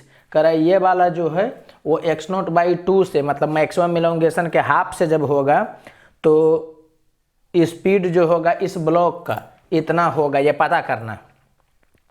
और एसिलरेशन में एक रिलेशन दिया। तो ये देख रहे हो कि पूरा चीज़ यहाँ से पूछा है और एसिलरेशन वाला यहाँ से पूछा है। तो एक चीज़ तो तुमको एकदम तुरंत क्लियर कट हो गया होगा कि अगर इसका एसिलरेशन A1 है पुल्ली का, इसका A2 और A3 है, तो इसको तो पढ़ाया ही जाता है, डायरेक्ट याद करवा दिया जाता है। निकलता है कैसे, इस तीनों में रिलेशन कैसे निकलता है, तो T vector dot A vector equal to 0 से, या इसी को बोल सकते हैं कि इस पर नेट वर्क डन होगा कितना, 0, क्योंकि ये मासलेस है। तो उससे एक रिजल्ट निकलता है, जो निकालना नहीं है, जो थ्योरी पढ़ाया जाता है उसी में याद रखना रहता है क्या, कि एसिलरेशन जो पुल्ली का होता है ना, वो एवरेज वेक्टर फॉर्मेट में वो एवरेज एसिलरेशन होता है किसका, तो दोनों मास का जो एसिलरेशन है उसका एवरेज जो होगा वही वाला इसका एसिलरेशन होता है पुल्ली का। ये रिजल्ट हम लोग को डायरेक्ट याद रहता है। तो इसको इधर करिएगा तो 2A1 का वैल्यू हो जाएगा कितना, A2 प्लस A3, ठीक है। तो देखिए तो ये रिलेशन सेटिस्फाइड कर रहा है, ये है A2 माइनस A1। तो A2 इधर है, इसको उधर फेंकिएगा तो A2 माइनस A1 हो जाएगा। तो इस डायरेक्शन में हो जाएगा A1 minus A3, A1 minus A3। ये देखिए मैच कर गया डायरेक्ट, तो डायरेक्ट मैच कर गया, तो ये वाला ऑप्शन तो सही हो गया, ठीक है। हम लोग क्या पढ़ते हैं कि पुल्ली मूव करे, उसके ऊपर में मास मूव करे, तो उस दोनों मास का जो एसिलरेशन होता है ना, उसका एवरेज वैल्यू होता है वो पुल्ली के बराबर होता है, क्योंकि इस पर नेट वर्क डन 0 होता है। ये क्लास में डिस्कस कर दिया था, वो हम कैलकुलेट नहीं कर रहे हैं, डायरेक्ट रिजल्ट का यूज कर रहे हैं। तो ये वाला है जो कि इसको सेटिस्फाइड कर दिया। इसको इधर फेंकिए, इसको इधर फेंकिए, आपको पता चले, इसको इधर फेंकिए और इसको इधर फेंकिए, तो ये वाला हो जा रहा है, ठीक है। चलो, अरे इसको ऐसे किया गया है, ये वाला तो हम लोग को याद रहता है। यहाँ से देखिएगा तो A2 माइनस A1, तो A2 माइनस A1, तो इसको इधर फेंकिएगा तो A1 माइनस A3 हो जाएगा, और एक A1 को उधर कर दीजिए तो A2 माइनस A1, तो मैच किया हुआ है ना, तो ये तो हो गया। अब देखिए इस सवाल में प्रोसीड करने का क्या वे होगा कि यहां पर स्प्रिंग दिया हुआ है, तो स्प्रिंग दिया हुआ है और कोई डिसिपेटिव फोर्स नहीं है जो कि सिस्टम से एनर्जी को बाहर निकाले। तो अगर सिस्टम से एनर्जी को बाहर नहीं निकाल रहा है तो सिस्टम का एनर्जी तो कंजर्व है। दूसरा, चूंकि स्प्रिंग है, तो स्प्रिंग है तो ये एसचम करेगा, ठीक है। अब बात क्या हो गया कि कभी भी एसचम का प्रॉब्लम होता है तो उसको बनाने का दो तरीका, एक होता है एसचम के प्रॉपर्टी से बनाएंगे, और एक क्या होता है कि जनरल फॉर्मेट से बनाएंगे। एसचम के प्रॉपर्टी से बनाइएगा तो जल्दी भी बनेगा और इरिटेटिंग भी कम होगा, मतलब कैलकुलेशन भी कम होगा। और अगर जनरल फॉर्मेट से बनाइएगा तो थोड़ा सा बड़ा होता है। चलिए हम दोनों ढंग से देखेंगे, ठीक है। तो इस क्वेश्चन में सब कुछ आपको एसिलरेशन का रिलेशन यहाँ से पूछा, बाकी सब कुछ यहाँ से पूछा है आपको, और स्प्रिंग से ये कनेक्टेड भी है। तो पहला काम हमारा क्या होगा, अगर एसएचएम से डील करना चाहते हैं तो पहला काम होगा क्या कि इसके एसएचएम का इक्वेशन लिखना। जैसे ही एसएचएम का इक्वेशन इसका लिख दिए कि क्या होगा कि वहां से आपको ओमेगा मालूम चल जाएगा, ठीक है। और ओमेगा मालूम तो चल ही जाएगा, एम्पलीट्यूड वगैरह भी मालूम चल जाएगा। और जब वो पता चल गया तो क्वेश्चन को एकदम इजीली डील किया जा सकता है। तो हमारा ये समझ में आ रहा है ना कि क्यों हम यहां से प्रोसीड कर रहे हैं, क्योंकि इसमें एसएचएम होने वाला है। तो एसएचएम होने वाला है तो हर हालत में इसके हेल्प से हम एसएचएम का इक्वेशन लिखेंगे। इसके हेल्प से थोड़ी आप एसएचएम का इक्वेशन लिख सकते हैं, जब भी लिखिएगा तो इसी के हेल्प से एसएचएम का इक्वेशन लिखिएगा। तो चलिए इसके हेल्प से एसएचएम का इक्वेशन लिखते हैं। एसएचएम का इक्वेशन लिखने के लिए क्या किया जाता है, पार्टिकल को डिस्प्लेस किया जाता है, कितना से, x से। तो हम क्या करते हैं कि मान लेते हैं कि किसी समय में ये अपने मीन पोजीशन नहीं, अभी तो डिस्प्लेस करें, मीन पोजीशन तो पता करेंगे कहाँ पर है कहाँ पर नहीं। ऐसे फिजिकली भी पता चल सकता है कि ये अनस्ट्रेच्ड है, तो कहीं ना कहीं यहाँ पर मीन पोजीशन होगा, लेकिन खैर छोड़ो, बाद में देखेंगे उसको। जिस समय में ये x चल चुका होगा, मतलब इसमें इलोंगेशन x हो गया होगा, उस समय इसका इक्वेशन लिखते हैं, ठीक है। तो इक्वेशन लिखेंगे तो ये तो बैलेंस कर जाएगा, तो ये वाला फोर्स और ये वाला फोर्स इसका इक्वेशन लिखेगा। अच्छा, ये फोर्स जानना है तो ये तो आपको समझ में आ रहा होगा कि अगर यहाँ टेंशन T है तो यहाँ T, यहाँ T, यहाँ 2T, तो यहाँ पर टेंशन हो जाएगा 2T। और आपको ये भी पहले ही थ्योरी में प्रॉपर्टी बता दिया जाता है कि अगर कोई पुल्ली है रेस्ट में, पुल्ली पहले मान लो कि रेस्ट में, रेस्ट मतलब हो गया कि नॉन एसिलरेटेड, अभी तत्काल मूव भी कर सकता है लेकिन नॉन एसिलरेटेड रहेगा तब। तो अगर पुल्ली है और उसके ऊपर में मास मूव करता है तब तो इसका टेंशन जो होता है वो डायरेक्ट होता है 2 म्यू जी हो जाता है। तो उसी समय ये भी बता दिया जाता है कि अगर ये नॉन एसिलरेटेड है तो टेंशन 2 इंटू म्यू इंटू जी होगा, और अगर ये एसिलरेटेड है तब तो टेंशन हो जाएगा 2 इंटू म्यू इंटू जी इफेक्टिव हो जाएगा। ये बात आप समझ रहे होंगे। और इसका एसिलरेशन इधर है, जी भी इधर है, तो जी इफेक्टिव जी माइनस ए होगा। ये आपको समझ में आ रहा होगा अगर आप थ्योरी पढ़े हुए होंगे तो, ठीक है। चलिए, तो हम लोग क्या करते हैं, इस पर इक्वेशन लिखते हैं। तो ये तो बैलेंस कर जाएगा। इधर इक्वेशन कितना लिखाएगा इस पर, तो इक्वेशन लिखाएगा 2t माइनस, इधर हो गया 2t और उधर कितना हो गया kx, तो 2t माइनस kx ये बराबर होगा किसके, मास। तो मास हो गया 2m और एसिलरेशन हो गया a1, ठीक है। तो अब 2 हो गया और t, तो ये वाला t तो एकदम बिल्कुल आसानी से लिख सकते हैं हम लोग कि 2 म्यू जी इफेक्टिव हो जाएगा। तो इसका वैल्यू होगा 2 और म्यू, तो म्यू होगा m1 into m2 by m1 plus m2, तो हो जाएगा 2m/3। तो 2 म्यू के जगह पर हो जाएगा 2m/3 इंटू जी इफेक्टिव। तो इसका एसिलरेशन a1 है और g भी इधर है, तो g इफेक्टिव कितना हो जाएगा, g माइनस a। यह तुमको समझ में आ रहा होगा अगर थ्योरी क्लियर होगा तो, कि इसका एसिलरेशन a1 है और इस पर कोई चल रहा है, तो यहाँ पर टेंशन डायरेक्ट लिखा जा सकता है 2 म्यू जी इफेक्टिव, ठीक है। तो 2 ये रख दिया, t का वैल्यू यहाँ पुट कर दिए, minus kx equal to 2m a1 हो गया। पहले हम लोग का मेन एम क्या है ना, कि हर हालत में इसका एसएम का इक्वेशन लिख देना। एसएम का इक्वेशन लिखे कि एकदम गाजर मूली की तरह ये सवाल बन जाएगा तुरंत।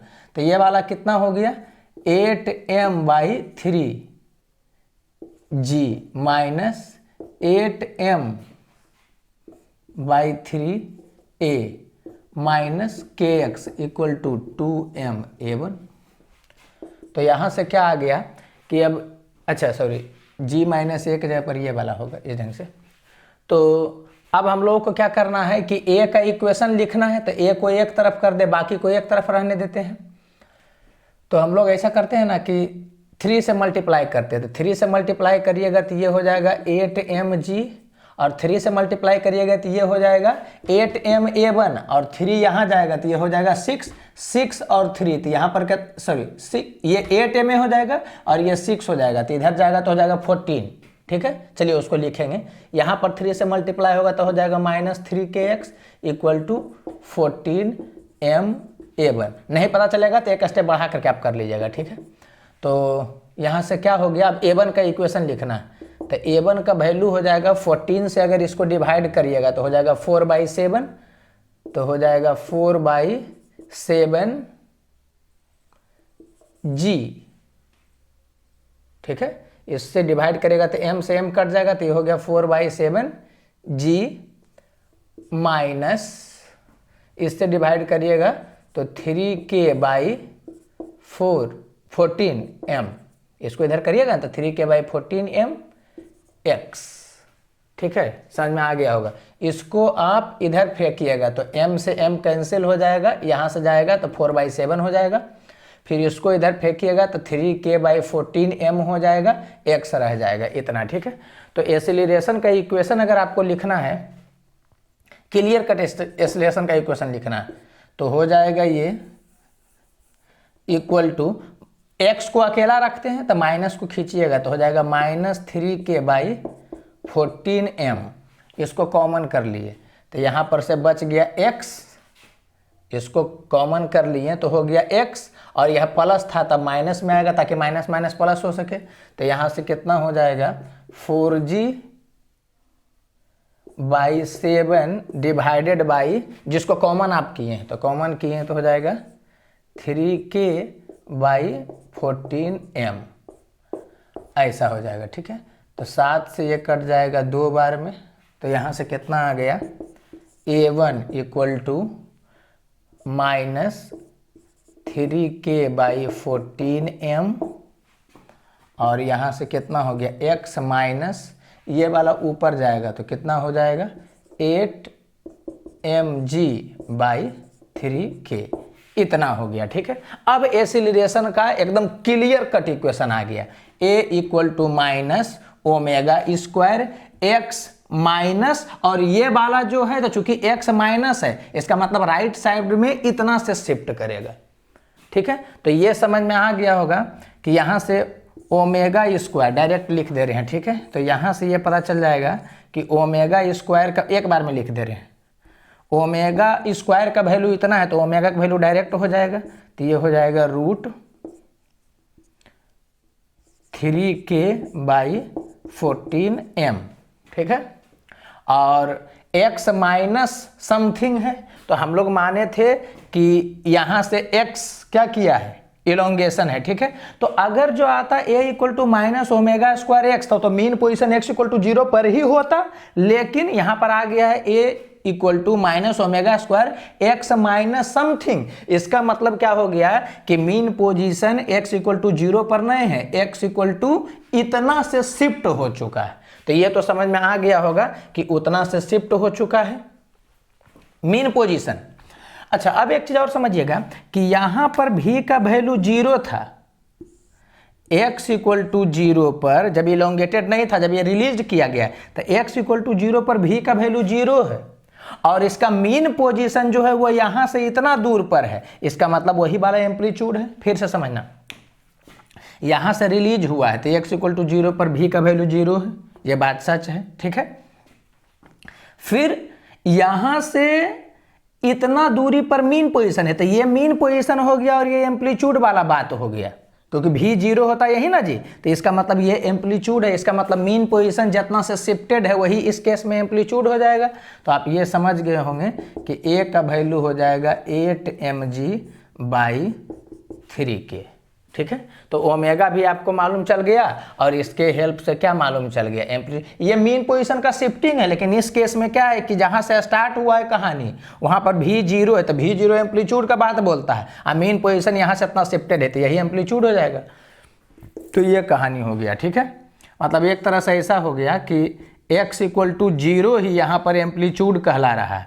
ठीक है, और मीन पोजीशन यहाँ पर है, मीन पोजीशन यहाँ पर हो गया। ठीक है, और इसका जो डिस्टेंस है ये है 8mg/3k है। ठीक है, तो एसएम में तो आप एक बात समझ रहे होंगे कि एम्पलीट्यूड से जाएगा मीन पोजीशन, और मीन पोजीशन से फिर एम्पलीट्यूड पर जाएगा, यहाँ पर जाएगा, इसका मतलब इस डायरेक्शन में और कितना दूरी जाएगा तो 8mg/3k जाएगा। अरे एम्पलीट्यूड से मीन पोजीशन तो फिर मीन पोजीशन से एम्पलीट्यूड पर जाएगा। तो ये समझ में आ रहा होगा कि वो कहानी होगा। अब इसमें कुछ भी पूछेगा एकदम तुरंत बनेगा। जैसे कि सबसे पहले इसको देख लो, तो x0 है मैक्सिमम इलोंगेशन, तो 4mg/k यही ना बोल रहा है। तो मैक्सिमम इलोंगेशन तुम अगर देखोगे तो क्या होगा कि ये यहाँ से जाएगा कहाँ पर, मीन पोजीशन है, मीन पोजीशन से फिर से जाएगा एम्पलीट्यूड पर, तो इसका मतलब मैक्सिमम इलोंगेशन इतना हो गया। हाँ, यहाँ पर जाने के बाद फिर ये वापस भी आएगा, लेकिन हम लोगों को ये पता करना है कि मैक्सिमम कितना हुआ। तो यहाँ से छोड़े थे तो यहाँ से यहाँ जाएगा, यहाँ से यहाँ जाएगा। तो ये समझ में आ रहा होगा कि अगर तुम मैक्सिमम इलोंगेशन का बात करोगे, एक्स मैक्स का बात करोगे, ठीक है, जिसको इसमें रिप्रेजेंट किया है x0 से, तो वो बराबर हो जाएगा 8mg/3 का डबल, इसका मतलब 16mg/3k हो जाएगा। देखो तो क्या ये 16mg/3k दिया है, नहीं दिया है, तो ये वाला गलत होगा। चलो अब क्या बोल रहा है, at an extension of x0/4। देखो इसमें जो भी कहेगा तुमको हर चीज यहां से बताएगा, और हम लोग एसएम वाला प्रॉपर्टी लगाएंगे तो हर चीज यहां से लगाएंगे, इस बात को समझ लेना। तब बोल क्या रहा है कि at an extension of x0/4 of the spring the magnitude of acceleration of the block, माने इस ब्लॉक का एसिलरेशन के बारे में पता करना है। तो यहाँ से अच्छा ये चीज़ समझ में आ रहा है ना कि ये वाला दूरी x0 इसको रिप्रेजेंट किया गया है, तो ये वाला दूरी तो हो गया x0/2, मैक्सिमम इलोंगेशन को x0 से रिप्रेजेंट किया है, तो यही वाला ना 2a का वैल्यू है जो कि x0 है, तो इसका वैल्यू हो जाएगा x0/2। तब बोल रहा है कि यहाँ से कितना दूर पर x0/4 दूरी पर, यहाँ से x0/4 दिया है, ठीक है। तो यहाँ से अगर x0/4 कर रहा है क्वेश्चन में, लेकिन हम लोग जो भी डील करते हैं वो इधर से मीन पोजीशन से दूरी लेते हैं, तब मीन पोजीशन से दूरी कैलकुलेट करो। तो यहाँ पर देखोगे तो ये x0/2 है, ये x0/4 है, तो ये कितना हो जाएगा, तो संजोग से देखो ना x0/2 में से x0/4 घटाओगे तो ये भी हो जाएगा x0/4 ही। तो क्वेश्चन में डाटा दिया x0/4 इधर से, लेकिन हम लोग यूज कर रहे हैं इधर से। संजोग ऐसा है कि जितना ई है उतना ही ई है, तो वो जो दिया उसका यूज नहीं कर रहे हैं, हम लोग इसका यूज कर रहे हैं, ठीक है। तो a का वैल्यू कैसे निकलेगा, तो a का वैल्यू होता है -ω²x, माइनस तो डायरेक्शन को बताता है, तो ω² करोगे तो यहाँ हो जाएगा 3k/14m इंटू x। तो यहाँ से x का वैल्यू हो गया x0/4, तो x0/4, तो इसका करोगे तो इसको 4 से डिवाइड कर दो, तो इतना बाई 3k हो जाएगा। इससे देख लीजिएगा, k से k कट गया, 3 से 3 कट गया, m से m कट गया, तो ये 2 हो गया, ये 7 हो गया, तो ये आ गया 2g/7। देखिए तो 2g/7 है, 3g/10 है, 2g/7 नहीं है, तो ये वाला नहीं होगा। अब कह रहा है when spring achieves an extension of x0/2 for the first time the speed of block connected to the spring is this. कह रहा है कि x0/2, तो यहाँ से x0, वो जो भी देगा डाटा यहाँ से देगा, यहाँ से x0/2 पर वेलोसिटी पूछ रहा है, इसका मतलब एक तरह से मीन पोजीशन पर वेलोसिटी पूछ रहा है। और जब मीन पोजीशन पर वेलोसिटी पूछ रहा है तो v का वैल्यू किसके बराबर हो जाएगा, ω/a के बराबर हो जाएगा। तो ओमेगा कितना है, तो ओमेगा है √3k/14m इंटू a, तो a का वैल्यू कितना हो गया, a का वैल्यू जो है वो x0/2 के बराबर है, या चलो यहाँ पर दिया हुआ है, तो a का वैल्यू हो गया 8mg/3k, ठीक है। तो इसको अब डील करिए किस फॉर्मेट में ये दिया हुआ। अच्छा, ये 3g बाहर निकाले हुए है और इस फॉर्म, इसको पहले अंदर कर दो, तो ये हो गया 9mg²/5 के, सबको अंदर करके हम लोग कंपेयर करते हैं। तो ये वाला हो गया 3k/14m, और ये जब अंदर जाएगा तो हो जाएगा 64m²g²/9k²। तो इससे ये कैंसिल हो जाएगा, इससे ये कैंसिल हो जाएगा, ठीक है। 3 से 3 बार में कैंसिल हो जाएगा, ये 2 से ये 7 बार में हो जाएगा, 2 से ये 32 बार में हो जाएगा, ठीक है। तो कहने का सेंस क्या है कि इसका वैल्यू कितना चल आया, √32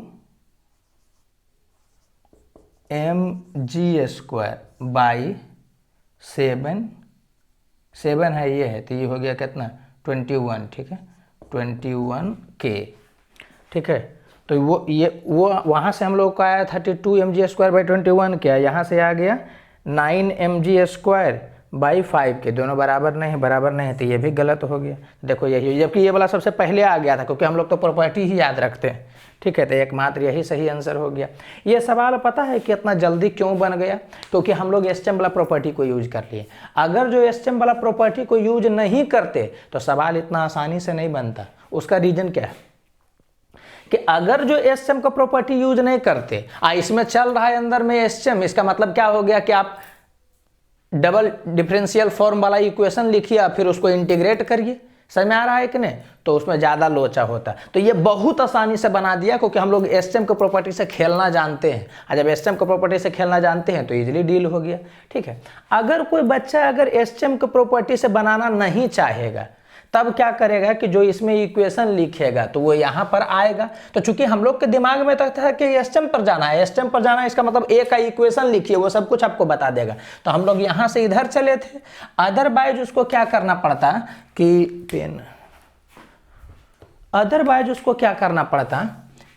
कि वो क्या करता ना कि इधर से खेलता था, फिर वो क्या करता कि इसको लिख देता 8 mg, ठीक है, और -3kx = 14m, और चूंकि उसको सोल्व करना है तो a को वो dv/dt नहीं लिखता, a को क्या लिखता, इसको हम इसके यहाँ पर लिख दे रहे, इसको क्या लिखता 14m, और a चूंकि वो x का फंक्शन है तो इसको क्या लिखता वो v × dv/dx। और उसके बाद फिर वो क्या करता कि dx को इधर फेंक देता, तो ये हो जाता 8mg माइनस 3kx dx, और इधर हो जाता कितना 14m भी डी भी, और उसके बाद क्या करता कि वो इंटीग्रेट करता। तो x इक्वल टू 0 पर v का वैल्यू कितना था, 0 था, और जब मैक्सिमम इलोंगेशन होगा तो अगर यहाँ x0 पुट करता तो यहाँ पर v का वैल्यू 0 पुट करता, क्योंकि मैक्सिमम इलोंगेशन में तो v का वैल्यू 0 होगा, और शुरू में इधर एक्सीलरेट होगा, ये खींचेगा, शुरू में उधर से भी खींच रहा है इधर से भी खींच रहा है, तो वो ये वाला डोमिनेंट रहेगा, तो क्या होगा, ये एक्सीलरेट होगा, फिर जैसे ही मीन पोजीशन पर पहुंचेगा उसके बाद जाएगा तो ये डोमिनेंट होने लगेगा, उधर वाला कम होगा, तो डिसेलरेट होगा तो घटते घटते 0 होगा। ठीक है, तो यहाँ पर जगह नहीं, हम इसलिए नहीं कर रहे हैं, ऐसा करते हैं कि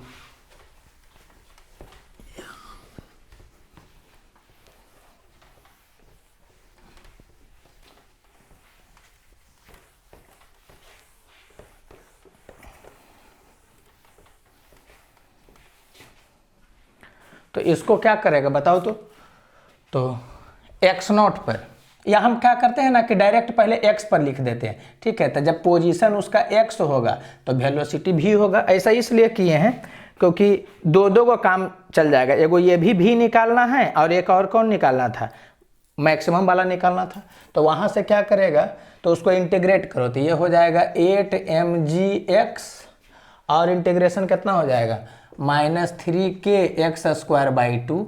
इसको पुट करोगे कहाँ से कहाँ तक, 0 से x तक, तो x पुट करोगे तो यही रह जाएगा, 0 पुट करोगे 0 करोगे तो फाइनली इतना ही बचा हुआ रह जाएगा। ठीक है, तो ये बराबर हो जाएगा किसके, 14m को बाहर कर दो, वो v²/2 हो जाएगा, तो हो जाएगा 7mv², 14m बाहर जाएगा, v²/2 कट जाएगा 7v², और फिर उसमें डाटा पुट करोगे तो v के जगह पर v पुट करोगे तो 7v², और 0 पुट करोगे तो 0 हो जाएगा, मैंने ओवरऑल कहानी यही वाला हो जाएगा 7v²। ठीक है, तब ये वाला आ गया। अब यहाँ से दो चीज़ तुम बढ़ोगे, अगर आपको बोलेगा मैक्सिमम इलोंगेशन, तो x मैक्स के केस में क्या हो जाएगा, v का वैल्यू 0 हो जाएगा, तो x मैक्स निकालना है तो v का वैल्यू 0 पुट कर दो, तो ये हो जाएगा 8mg, x मैक्स को x0 से रिप्रेजेंट किया, माइनस 3kx0²/2, आइए 0 हो गया।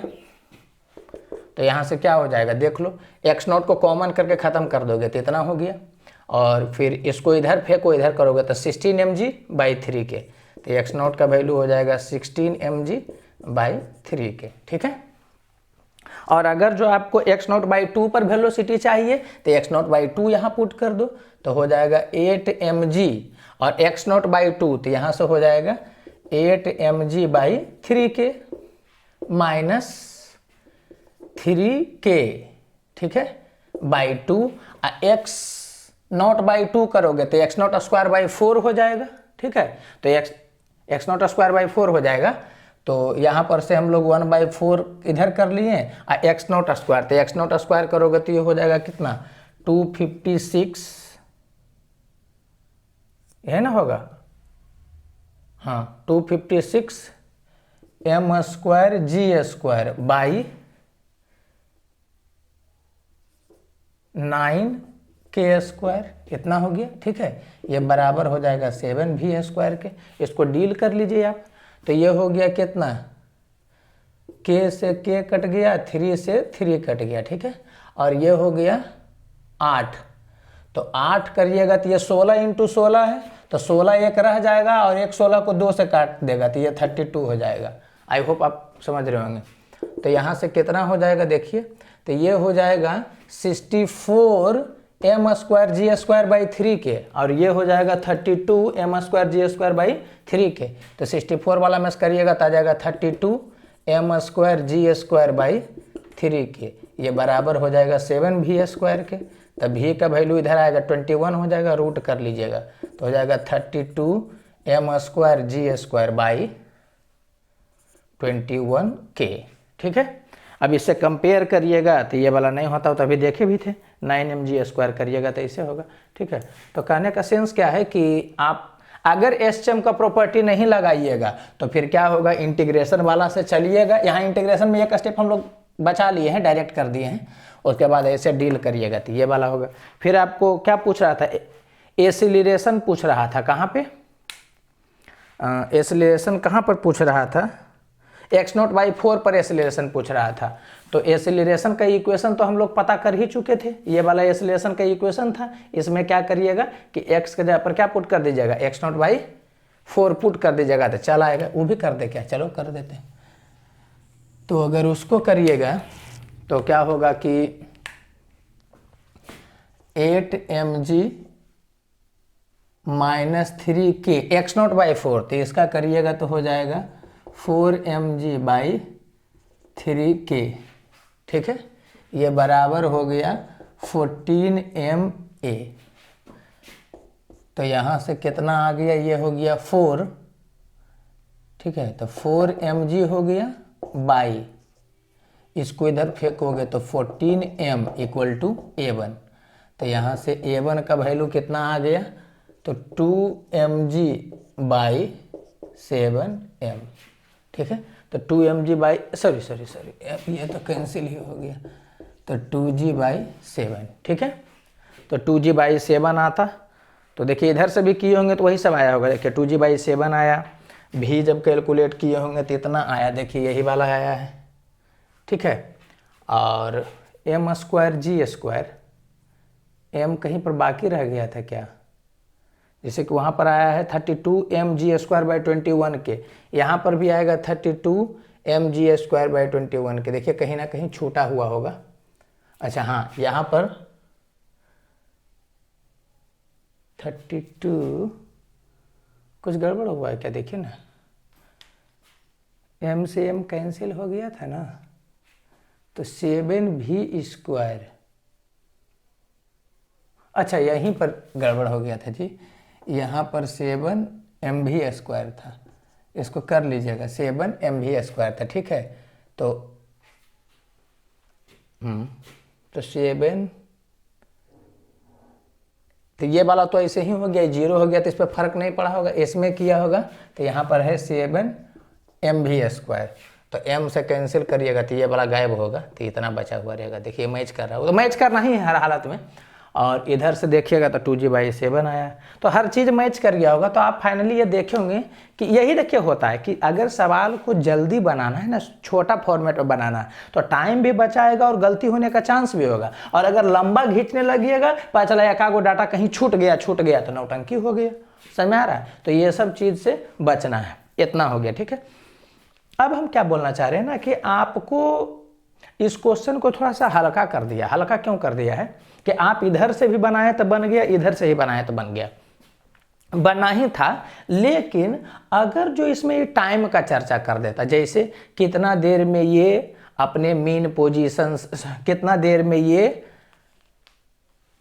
वाला इक्विलिब्रियम में रहेगा, कितना देर के बाद, तो जितना देर के बाद इक्विलिब्रियम में रहेगा, तो अगर एसएम से देखिए तो डायरेक्ट हो जाएगा कितना, तो t/4 हो जाएगा। लेकिन अब जो अगर उसको एसएम से नहीं बनाइए, आप जनरल फॉर्मेट से बनाइए, तब तो वो एकदम नहीं होता है कि एकदम पसीना बहा देगा। रीजन क्या है कि फिर क्या करना पड़ेगा कि यहाँ पर आपको टी वाले टर्म में लिखना पड़ेगा। टी वाले टर्म में लिखने का मतलब हो गया कि डबल इंटीग्रेशन चलाओ, नौटंकी हो जाएगा। अगर डबल इंटीग्रेशन नहीं भी करना है तो पहले एक्स का फंक्शन लाइए v को, और फिर v को इधर फेंक करके इसको dx/dt करिए, तब करिए। मैंने एक हर हालत में 2 बार इंटीग्रेशन करना ही पड़ेगा। इसलिए बोला जाता है कि अगर एसएम का क्वेश्चन रहे तो आप हर हालत में एसएम की तरफ से प्रोसीड करिए, जिसमें गलती होने का चांस ही नहीं रहेगा, बहुत कम कैलकुलेशन होगा। अदरवाइज कहीं ना कहीं छूट गया होगा। देख रहे थे जैसे कि यहाँ पर एक छूट गया था तो नौटंकी स्टार्ट हो जाएगा, ठीक है। तो आप समझ रहे होंगे। तो इसमें टाइम वाला अगर दे तो मैंने समझिए कि आपको क्या किया है ना, वो थोड़ा बकस दिया है, क्या कि टाइम के बारे में चर्चा नहीं किया। टाइम के बारे में चर्चा करता, जो उधर से बढ़ गया वो रोते रह जाता, ठीक है। तो हम लोग हमेशा से सब ध्यान रहना चाहिए, पहले थ्योरी पढ़ते वक्त ही दिमाग में सेट करना है कि जब भी एसएम का प्रॉपर्टी वाला रहेगा, जैसे स्प्रिंग रहता था, दिख जाता है कि एसएम है, तो एसएम वाला कोई भी क्वेश्चन रहेगा तो हर हालत में हम लोग एसएम के तरफ से बढ़ेंगे। उसको बनाने का एक दूसरा भी तरीका है, लेकिन उधर से नहीं जाएंगे, एसएम के तरफ से ही बढ़ करके डील कर लेंगे, ठीक है। तो एकदम देखो तुरंत हो गया, ठीक है। तो आई होप क्लियर हो गया होगा, अगर आपका थ्योरी पहले से दिमाग में सेट होगा तो, ठीक है। ओके।